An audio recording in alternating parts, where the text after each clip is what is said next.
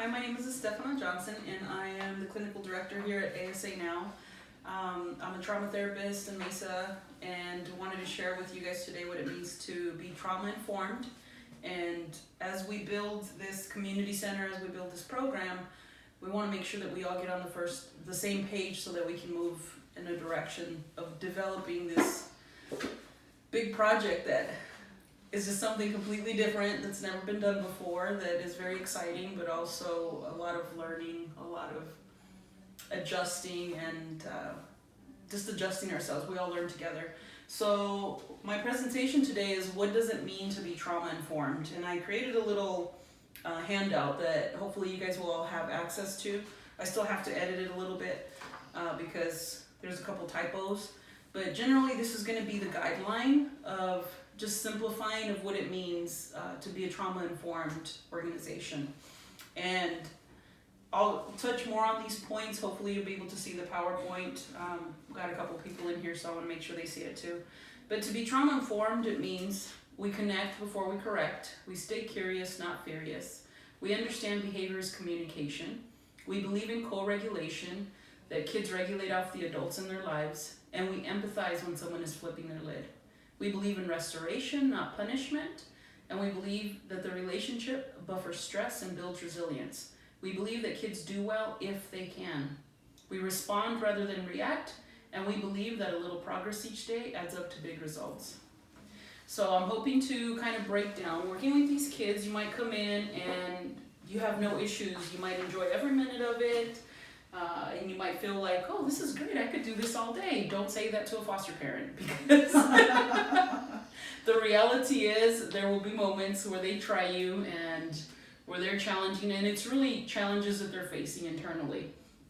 So it's important that we not personalize these things. When I first learned about the whole trauma-informed, it became a thing a few years ago, it seemed like it was like an excuse. You know, this kid's being a jerk and they're acting out, and it's because they just choose to be a jerk. That was kind of my mentality back then, is like he needs somebody to show him the rules and to set him straight. And it took a while to just shift the mentality. And a lot of times we get our beliefs based off how we were growing up, right? Our parents are like, you should know better, and this is, you need a whooping, or you need this and that. You know, we got to throw all of that out, and we need to understand how, first of all, I think how our brain works and why we do what we do. And so what trauma-informed isn't is it's not an excuse to promote unhealthy or abusive behaviors. And you got to remember that. It's a lot more complex than that. It might seem that way at first. What it is that you're understanding how trauma history affects somebody's functioning, how it affects their development, their abilities to manage challenges, including strong emotions, and how to manage those challenges. So all of us, even as adults, when we face challenges, we do different things to manage it. Some of us withdraw, and we kind of need to think to ourselves. Some of us lash out. Some of us call a friend and just vent, and then we're doing okay. Some of us turn to donuts or tacos or whatever it is. So all of us have different ways of managing stress. And it comes based off of our history, what we learn, what we know about ourselves. And sometimes those ways can be very destructive. Sometimes those ways are based out of survival rather than growing and thriving. And so we need to remember that particularly kids, they don't have a lot of power and control over their lives. They can't decide whether their parent is safe or complies with the DCS expectations as much as they want to. Every kid wants that for themselves, and it's out of their control. And so a lot of times when we're in that mode, we lash out and we go into a protective mode, which could be withdrawing or it could be attacking. So understanding how history and our experiences shape how we react to things. Now it's important, particularly with kids, to remember that they're not just like shrunken adults. Their brains are very different from ours. We tend to look at life sometimes in reactions through our lens and how we see things, and it's very different being a kid. I remember being 8 years old and saying, oh, adults are so stupid. I hope I never get that ignorant when I grow up, because they just don't get it. And I remember making that promise. Now I see from an 8-year-old perspective why it felt that way, but it wasn't necessarily that way. But just remember that their brain is not fully developed yet. So when you're looking at a brain, and I hope you can see this closer in there, our brain develops from the back forward. So this is our brain stem is the first thing to develop when we're a baby in the womb, and that's the thing that controls like our breathing, our heart rate, our blood pressure, all of those things. And then as it continues developing, it goes from the bottom up. And this is really important because all of these other systems that are developing, like our sight, our visual cortex, our olfactory, the smell, all of these areas are important, but these all contribute to our emotions. And this part of the brain, the frontal part of the brain, they call it either the prefrontal cortex or whatever other, sometimes frontal lobe, they just call it. But this part develops last, and so it's growing forward. And the thing is that this part of our brain isn't quite fully developed, according to some of the studies, until we're about 25 years old, which is really important to remember, because a lot of the behaviors and decisions that we make are the best that we can do for the age that we're at and development that we're at. And so this part is kind of the part that tells us gives us the ability to look past the immediate and think about long-term consequences so that we do things intentionally. As a kid, you don't want to go to school, you're being forced to go to school. As an adult, you want to go to school to further yourself, right? You're able to see that if I do this right now, I'm going to get there eventually. Kids don't think that way when they're young. They're just looking in the here and the now. And so part of that means that they're going to be reckless, they're not thinking about the long-term consequences, and a lot of what they do is coming from their survival brain. A lot of people call the lizard brain. It's reactive rather than intentional. So remembering this about kids is really important, but also remembering this about ourselves, because all of us can get triggered to the point where we're thinking with that lizard brain as well. Now, there's different phases of self-control. When we talk about self-control, it's kind of our ability to know ourselves, know how we respond in situations, and then be able to intentionally respond different or control the way we react or we respond. There are different levels, and we can all kind of move through those levels. None of us are 100% in control of ourselves at all times. It takes an intention, it takes doing things intentionally, an awareness, a level of awareness to be able to do that. But when you look at kind of the levels, you go from no self-control, which is kind of like a kid, right? A baby when they're first born.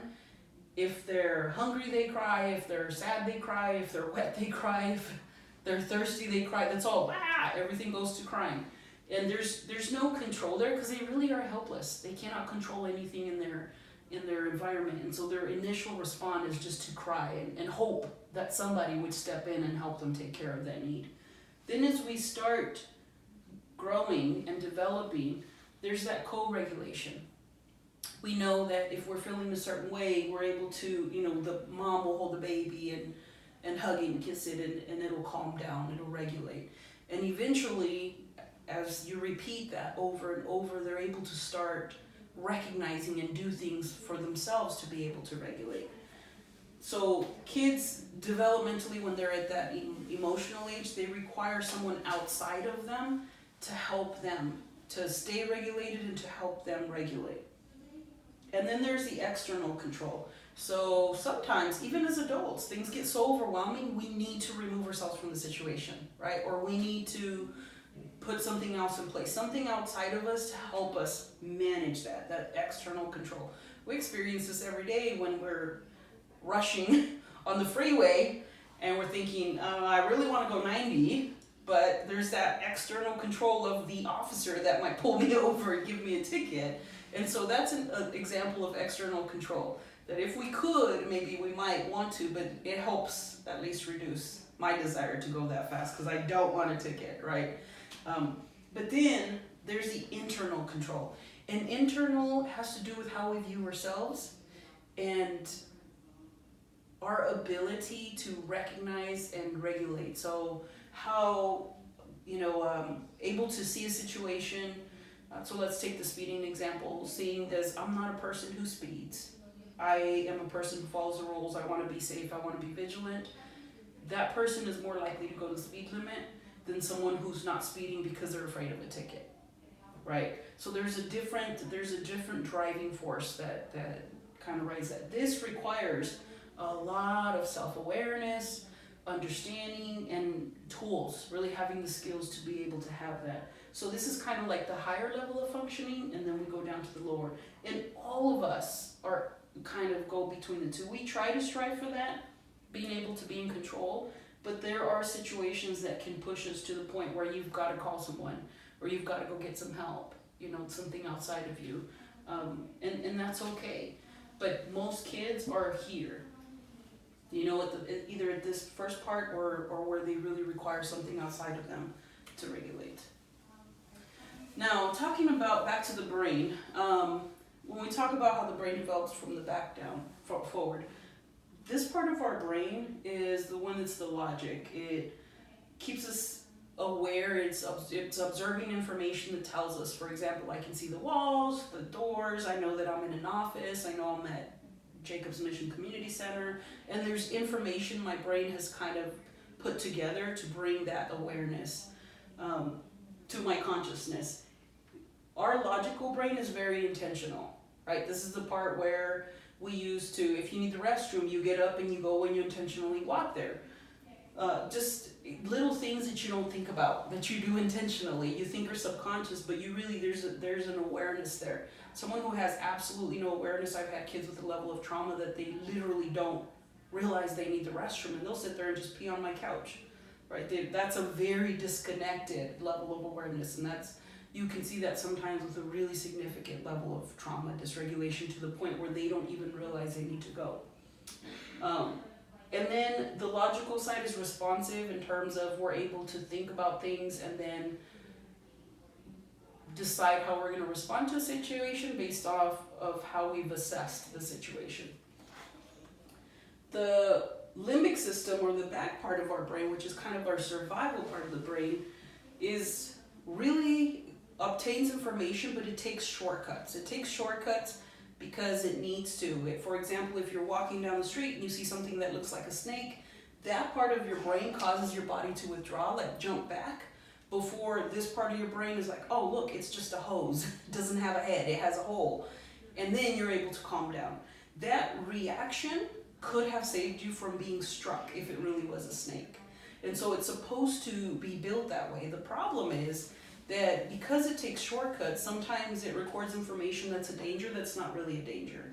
So for example, if you have somebody that was attacked by a dog, most dogs are pretty friendly, but if this part of the brain decides dog equals bad, anytime they see a dog or they hear a dog, heart rate might go up, fist might clench, the muscles might tighten, they might get a response that is being driven by the emotional part of the brain that's saying there's danger.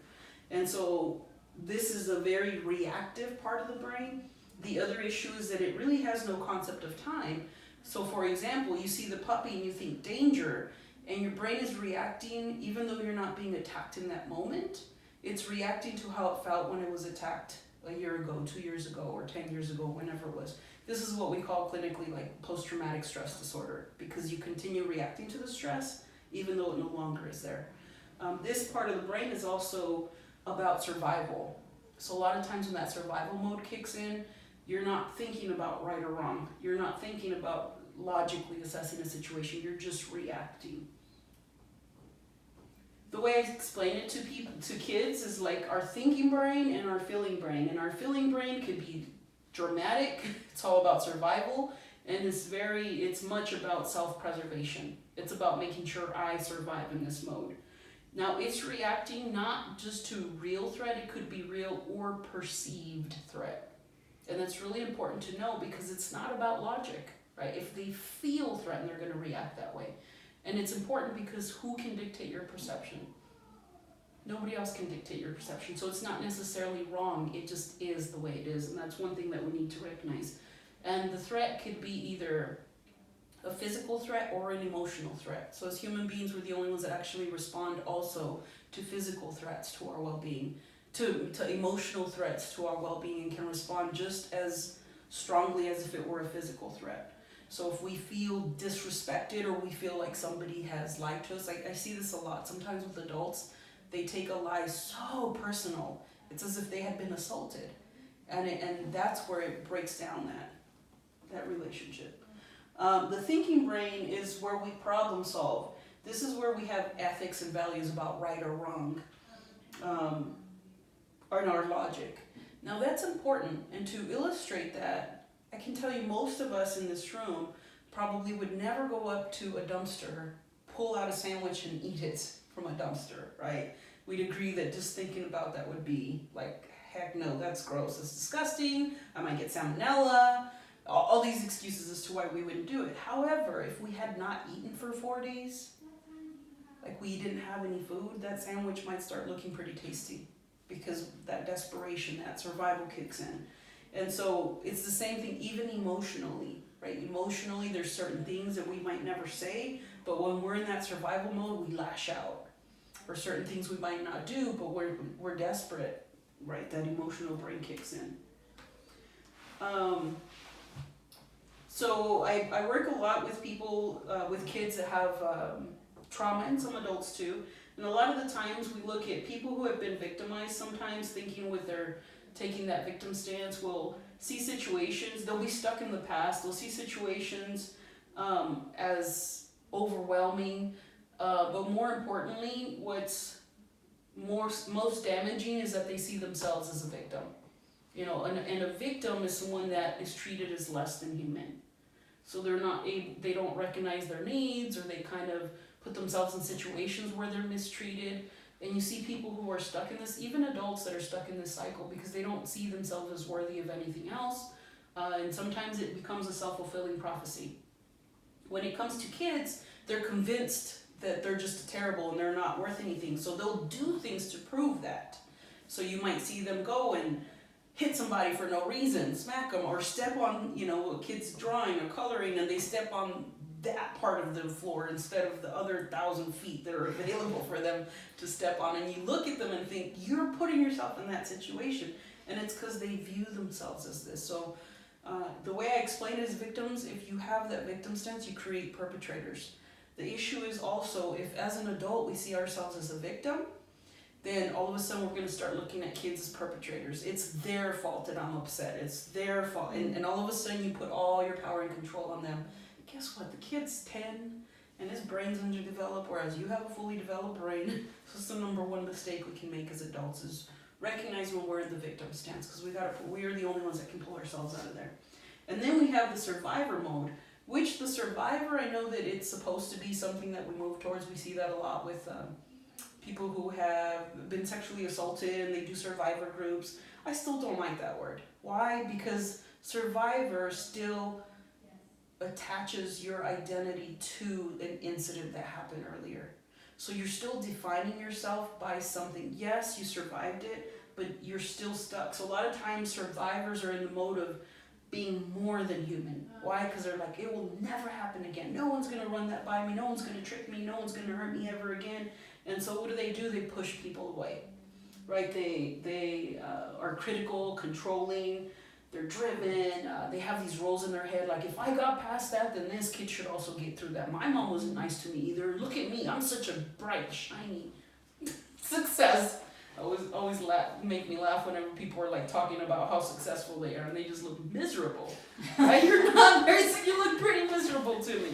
But these rules that they have. So this is a phase and it's still growth in the right direction, but it's important not to stop there. And so my goal always in therapy for people who have been victimized in the past is to get them to what we call post-traumatic growth.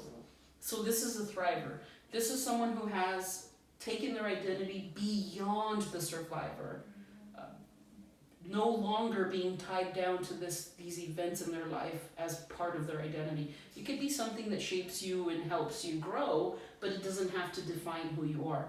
And how do we know somebody's in this mode? Is that they're okay with being human. That means we're okay with our faults, we're okay with our strengths. We are able to grow, we're able to see situations that are not in a rigid way, but being able to understand there's always different aspects, different facets.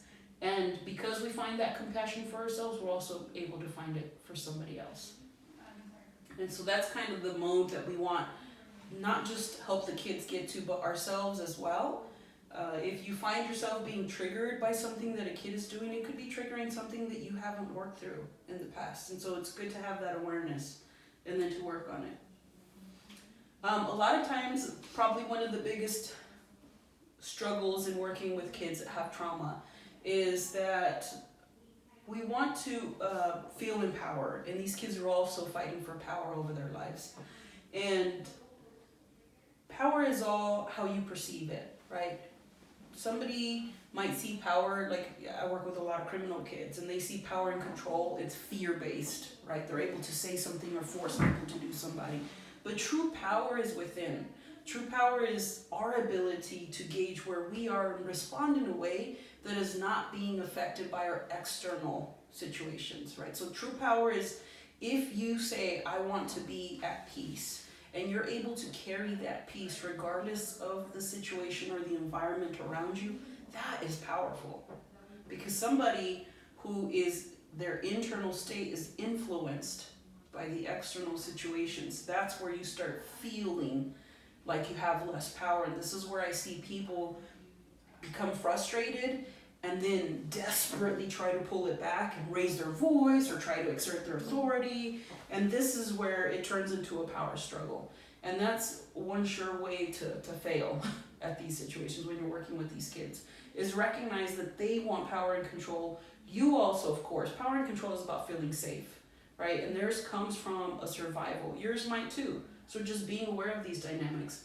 How do you avoid power struggles? Recognize it. Recognize when, if they're raising their voice, if you're feeling like you're talking to a wall, stop talking to walls. That's crazy, right? You gotta recognize that there's a wall there, and then maybe reflect on, why do I keep trying to get a response from a wall? That's a good indicator right there. Knowing what rules are. Right? Rules is, there's a rule of being respectful or things like that, but also recognize what are rules in your own mind versus what's a safety rule. Like not punching people, that's a good safety rule, right? But if your rule is, you have to look at me in the eyes when I'm talking, you can't force someone to do that. That's your rule, not necessarily a safety thing, right? It might threaten your personal emotional safety because you feel disrespected, but that's not a physical safety issue. So that's what I mean by power struggles and understanding what rules. And then being consistent with the expectations. Kids really need something that they know that you're going to respond a certain way. It's great when they know, oh, Anika would never allow that. Versus, yeah, she might be open to that, right? That they should be able to know if this is going to be a rule and that there's no way that this person is going to okay this. That just a little bit of consistency. And then flexibility is so important. There might be some things that are rigid, but for the most part, we try to be flexible with everything and giving kids a choice.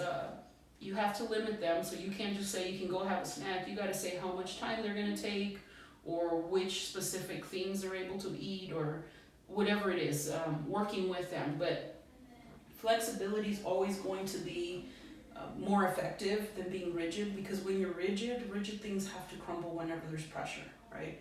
Versus flexible means you're kind of going with the flow. You're still standing firm, but you're allowing for, sometimes you might have to bend things a little bit to make sure that you don't lose the kid completely, that they're able to stay present with you. We talked about, we believe in restoration, not punishment. And this is so important because punishment is about us, right? They did something wrong and they need to pay. That's about us. That's not about the kid. And so really thinking about what is it that this kid needs. There could be a consequence. So consequence is life's way of teaching lessons. It's focused on the long-term results, and they're natural, often natural. Punishment is used for crime. It's used for immediate and short-term change, but that is external. Again, it's only going to keep those changes as long as that pressure is there, and that's not going to cause long-term results. And we're trying to help kids be able to use these skills in the long run through their adult years, and so that means it has to come from inside. Punishment is more about a penance, right? You're going to pay for your sins. You're going to do this because you did that. It's not about learning, and it's all it's relative, right? So you think, oh, that was really bad, now you're going to be grounded 3 months. it's still not going to teach anything. Not a big fan of grounding. Not a big fan of grounding. I think it's the yes, it can work short term, but it doesn't necessarily teach the skills that the person lacks. And so thinking about how consequences are, so for example, think if you had a job. If you had a job and there was a task that you needed to do and you didn't do it correctly, how should your boss approach it? Do they say, now you don't get a paycheck for 3 weeks? How are you going to respond? You'd probably say a few bleep words and leave, right? Quit that job. That's a punishment. And it's not allowed. It's illegal, by the way. But if there is an issue, how would they approach it? First, they would come to you and see what the issue is, if it's something that you might not understand. Because think about how you would feel if they were expecting you to do something that they never trained you in. You want to be able to know, well, how do I do this report? How do I do X and Y? Then their role would be to help you learn how to do that so that you can do it. Looking at the same thing. It's not because a kid doesn't want to do better. They can't. They're doing the best that they can. We believe that they really are doing the best that they can. And it's scary. I've had kids that are scared of themselves because they never wanted to get to that point of losing their control. Imagine what it would be like to completely black out when you come back, you know, the window's broken and your mom's crying and you punched her in the face or something. That feels terrible. And then you become terrified of yourself. So you need to remember, even from a kid's perspective, when they have these responses, a lot of times it's not that they want to be that person, they just don't know how not to. So we got to look at it from a restoration. The other piece is if you do have consequence. So for example, let's say there is a hole punched in the wall. The logical thing would be to fix the hole. Something that we do. We need to restore, right? And so having them come, and not that we have any kids, we haven't had any kids punch holes here, but I know some of these kids have at the home punched holes in the wall. So sitting with them and teaching them, maybe taking some of their allowance to buy the tools to fix this, and teaching them how to fix that is going to be way more effective in teaching them on restoring, rather than just saying, I'm going to take these things away from you, right? And so if you think of things that way, it's the same thing with relationships. If you punched a hole in a relationship, you got to work to restore it, to earn that trust back, to communicate, and to fix things, right? And so that's not going to happen by being grounded or by being ostracized. You actually need to bring them in, teach them how to communicate. Discipline is helping a child solve a problem. Punishment is making a child suffer for having a problem. To raise problem solvers, focus on solutions, not retribution. I really love this quote because it's very true. All of us want to be approached in a way that we can hopefully do better, right? And not just be punished for the mistakes that we make.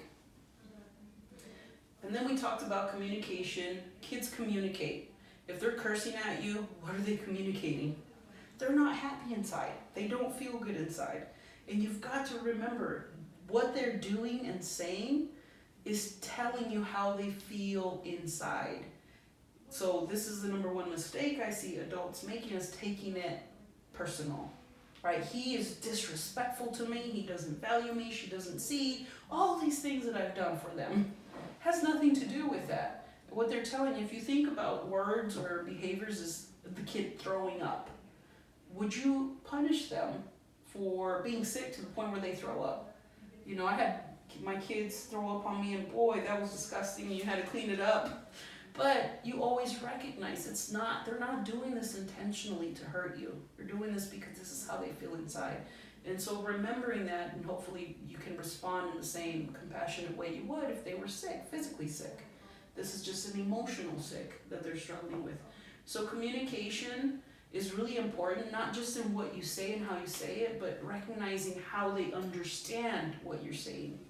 So you've probably been in a situation before where you say or do something, and then you find out that the person completely took it out of context on what you said or did, and just got a whole, and you're like, how did you get that out of what I said? And the issue is that it's really hard for us to see things from someone else's view, because there's no way we could ever experience everything that they've experienced, everything that they, how they've grown up.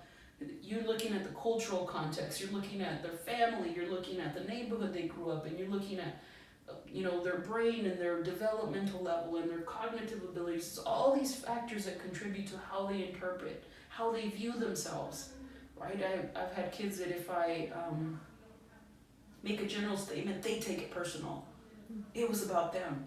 And so you have to be cautious about the words that you say, because even if it had nothing to do with them, if they're used to being that scapegoat, that's how they're going to take it. So communication isn't just about what you say, it's about being aware of what they understood about what you said. And how do you figure that out? Just ask. You can ask and say, what did you understand about what I'm saying? Why is it that we're talking about this? What is it that we're working towards? And just relay that and get that make sure that they understand. And then the rules, and understanding rules and shoulds. And I put it in parentheses because there's a difference between what you think that kid should do versus what is expected, right? First, safety, of course, needs to be implemented because that's very important. Kids need to feel safe. But things like getting at them for, it's good to say please and thank you, but having a consequence for not saying please and thank you, that's about your shoulds. If we're working here, right, taking it further and expecting certain things might cause more problems than it does benefit the kid. So being really aware about, is this really a rule or is this something that you think they should do? And when we get into shoulds, it becomes a little more murky and complicated because you might not know where they are developmentally. And what your expectation of a 10-year-old might not be fair because that 10-year-old might really be 4 years old emotionally. And so you want to make sure that you're very cautious about those things. The most important thing is connection. It doesn't matter what you say if you're not connecting with the person. So if they don't feel that connection with you, it's like going in one ear and out the other. And I'm sure all of you guys have heard that before because it just doesn't connect. They're not open to that information. So we want to make sure that we're preparing. We haven't really had any behavior issues happen during our events. Most kids are they're happy because this is a place for them and they feel cared for, and so things go pretty smoothly. Now when we have kids that are coming regularly, they might start getting comfortable and they might feel more comfortable in being themselves, even with their struggles, and so we want to prepare for that. And reminder that I love this quote by Benjamin Franklin that says, by failing to prepare, you are preparing to fail. So you want to anticipate and be prepared and have some tools in your box, and that's what this is about. So some of the tools that we have, of course, the rules. We'll have some expectations, depending on the role that you're playing, if you're coming in and running a class, or if you're doing tutoring, or whatever it is, you want to make sure that you set up some rules on what you expect. So for example, if you want them to pull out an instrument, put it back in a certain place in a certain way, that's something that would need to be established before you even start that first class. They need to know what the expectations are. If you're saying being respectful, you want to break it down. Okay, yelling is not respectful, or calling people names is not respectful, or things like that. Break it down so they know exactly what is expected. You want to make sure you focus on the good. I don't know if you guys have heard of neuroplasticity or NLP, like neuro-linguistic programming, and that's the information that you're giving people is creating how they view themselves and how they are perceived. They perceive the world, how they think that the world perceives them, but how they perceive themselves. And so when you focus on the good, you're speaking to that part of them, and that's the part that you're nurturing, that you are hopefully creating, right, along a new reality for them. And so always pointing out good things, always acknowledging efforts.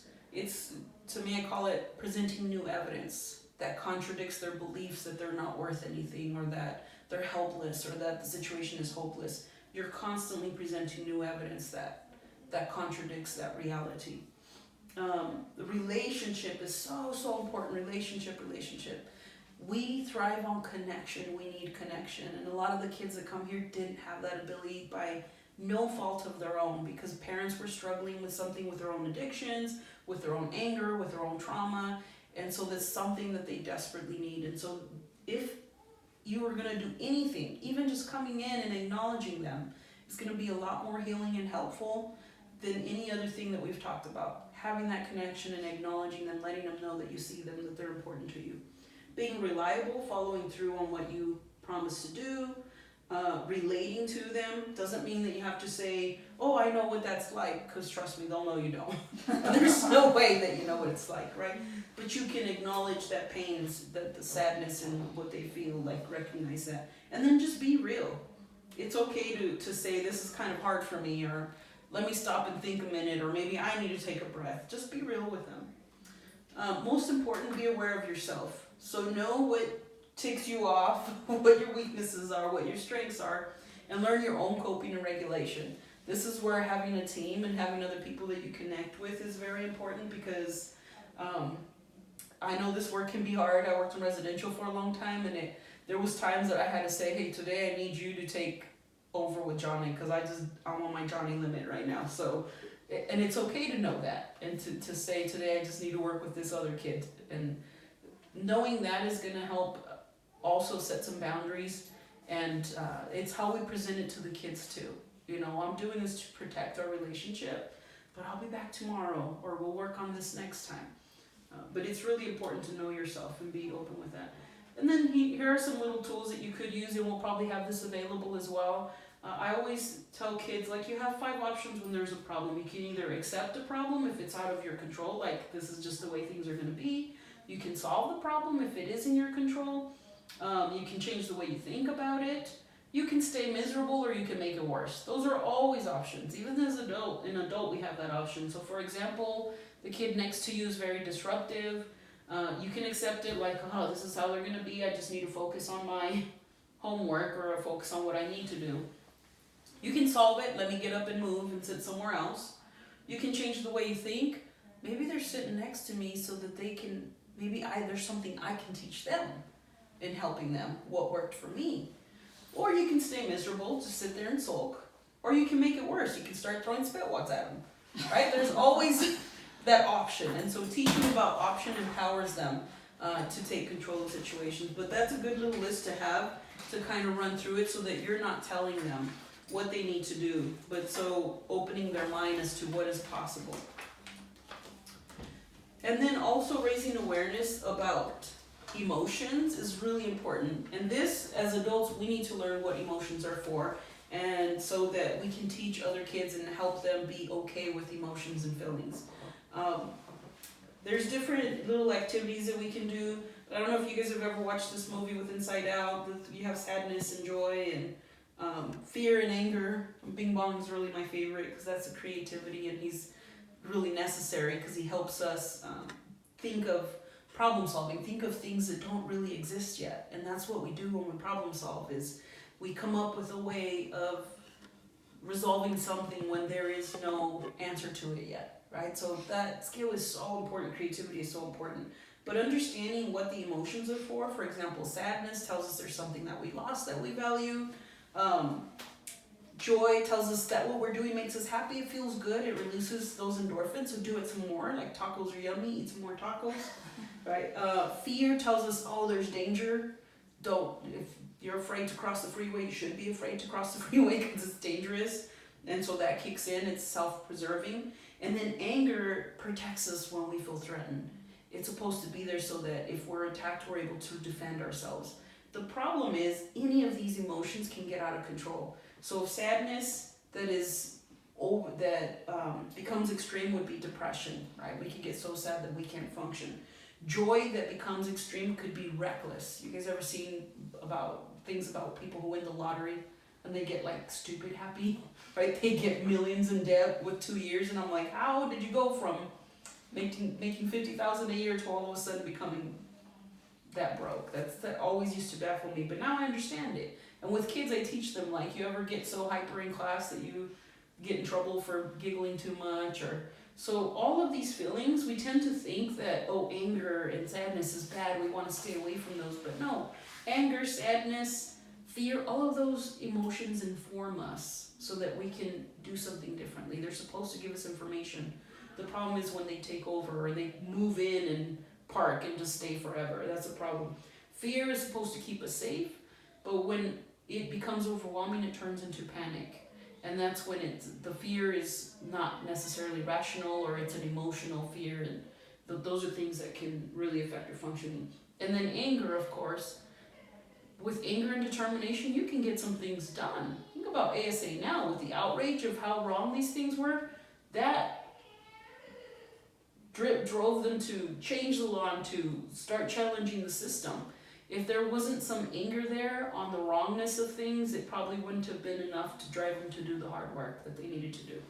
So remember, all that being familiar with the emotions as an adult and then being able to explain them to kids is going to be important so that they're okay with them as well. Make a plan. Like I said, setting the expectations. Learning relaxation and grounding techniques is good. Butterfly hug is like where you're tapping both, alternating. Yeah, it's hard for me to do on here, but it's like left, right, left, right. There's some of these things that we can talk about in a more,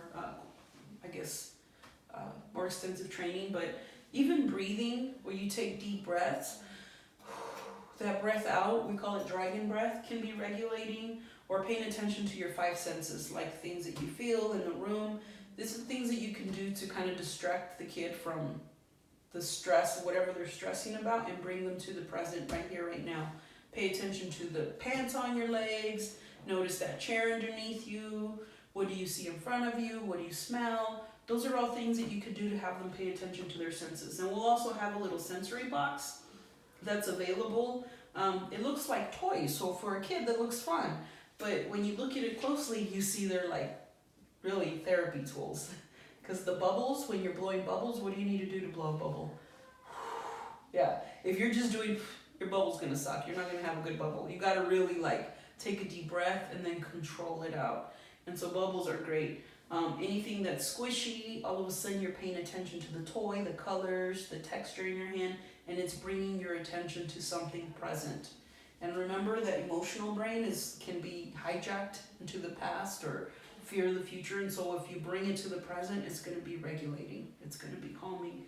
So it'll vary the things that you'll have, but you'll have little fidgets, maybe some hard candy, which sounds kind of counterintuitive to give a candy to a kid who's raging, right? Who's really upset, but you really throw them off sometimes. I've had kids that are like, oh, and they act like they're mad at me, and I'm like, want a piece of gum? And all of a sudden they're like, wait.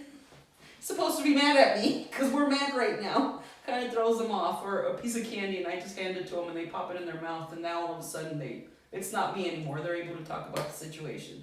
So these are all little tricks and tools that you could use. And most important, know that crisis is opportunity. If you see the slide, it's very light, but it's an opportunity to learn. It's an opportunity to develop new skills, to know where we're lacking, not just for the kids, but for us as well. If you know that there's a situation that became overwhelming, maybe we need to explore that, and figure that out, how you can improve your response. I love that. Check yourself before you wreck yourself. You want to make sure you start with yourself. I don't know, you probably don't remember Ice Cube because you're... I remember. Oh, you know Ice Cube? Okay, awesome. That totally ages me, but Anika understands too. You want to make sure that you were first in check with your emotions before you intervene. Not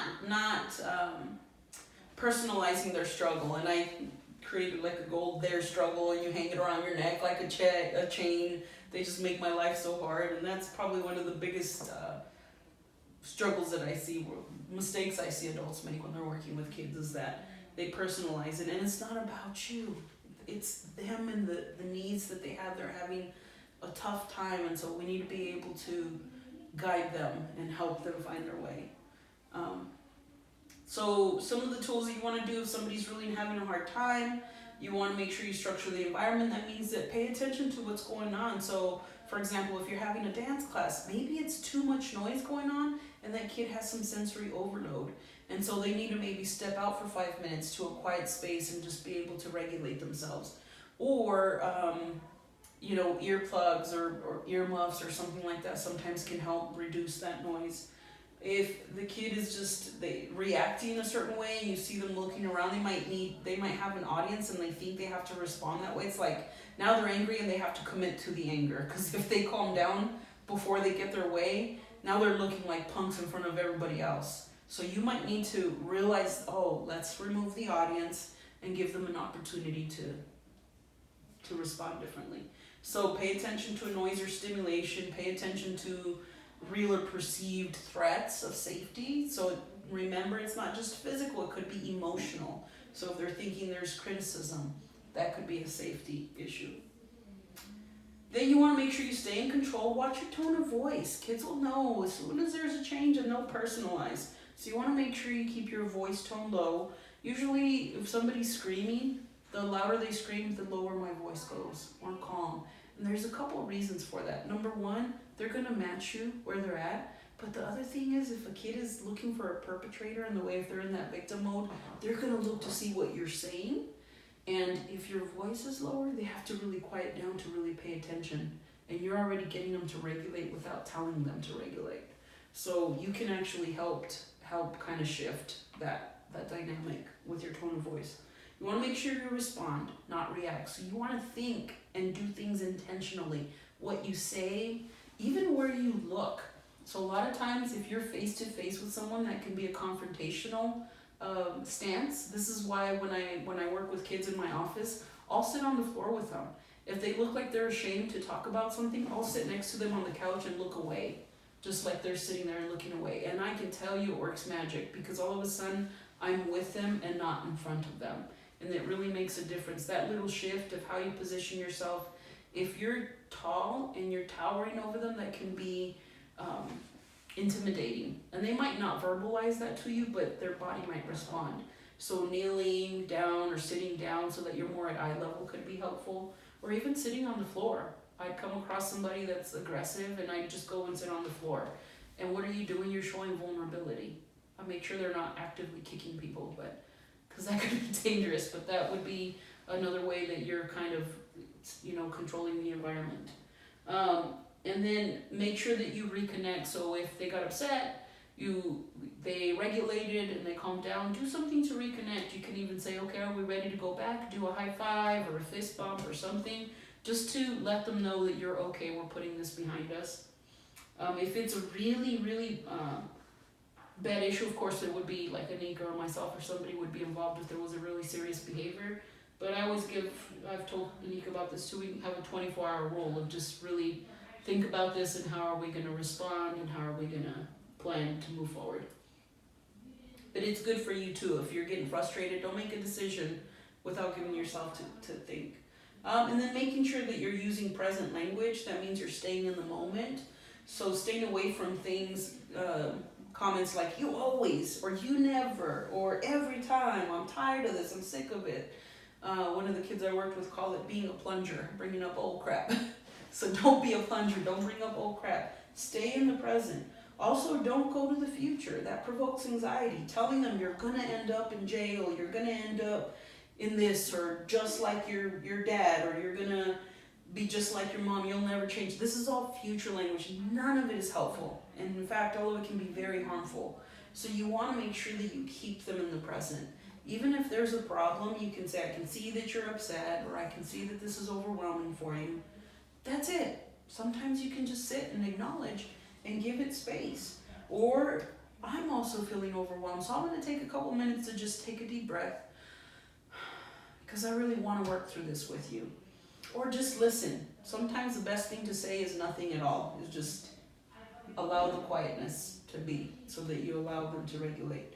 Or we have time to think about that. We have time to come to decide what we're going to do with that. Or just right now we're just talking about keeping you safe. So using present language is very important. And then in that moment too, when there's crisis, you want to model how they respond.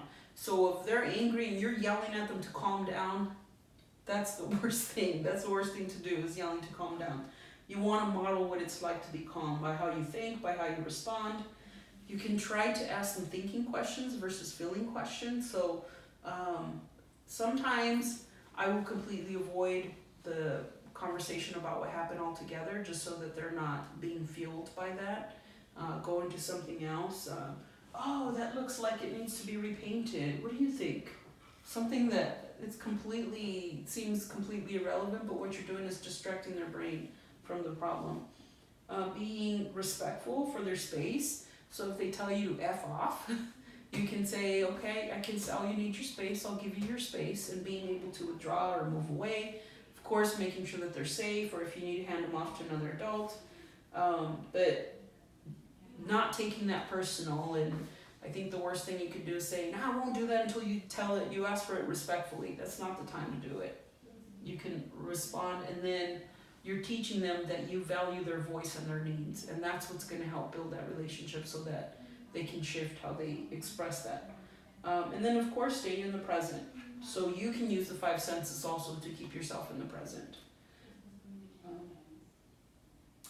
You can use this by, you can kind of trick them too. Instead of telling them to pay attention to those things, you kind of distract them like, oh, I never noticed that this mirror right here, oh, there's a spot right there, we need to clean that. Or just something where it's going to bring their awareness to something that's in front of them, or how this feels. Oh, this feels nice and cool, or this is rough. This is why I always carried some kind of fidget in my pocket, because you pull that out and they're raging and you're like playing with it, and all of a sudden they're looking to see what you have in your hands, and you can just hand it to them real smooth and pretend like you're not noticing. Before you know it, they're playing with it too.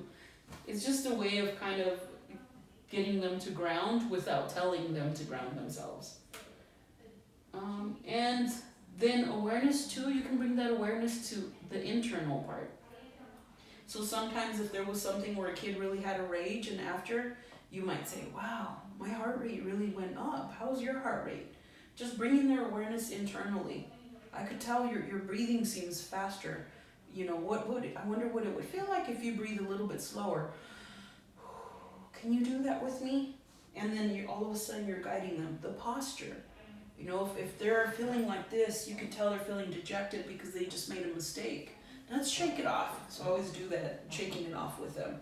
Anything that's going to move, if when they move the body, some of that energy is going to move around. They're going to be able to be more grounded. And then the facial expression. I'll practice. With kids with anger issues, I'll practice getting angry with them. Do the angry face and then release. Angry face and release. And it's just a game, but it becomes aware that when they're starting to feel that way, you always have the option of releasing, right? And the more they practice, the more they're able to, in that moment, not be so overwhelmed and feel powerless to it. And then making sure you do things that are calming, things that are linear movement, like walking, swinging, rocking, or laying on the back, or maybe sometimes front, depending on something that's motionless. Those are things that are going to help regulate that nervous system.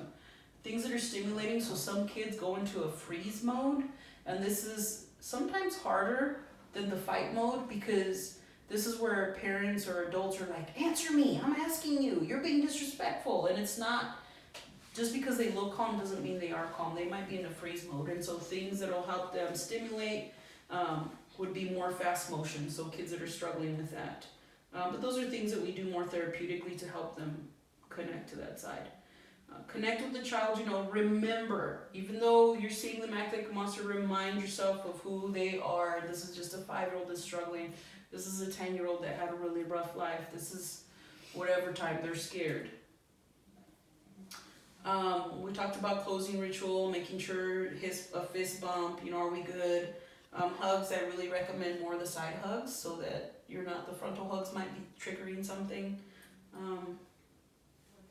And then afterwards, always reflecting. So if you walk through life as you have something new to learn, you will. Always bringing, what helped you handle that? You did pretty good, pointing out the good and processing it.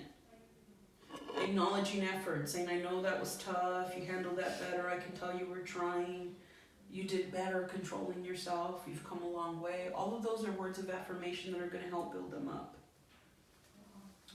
Practice a redo. So if they made a mistake and they feel remorseful, you can tell them, let's hit replay and let's pretend I'm that person or I'm that situation, and then talk to me the way you wish you would have. And just practice it. And this helps them move past that shame. It's like being able to get an opportunity to practice something different.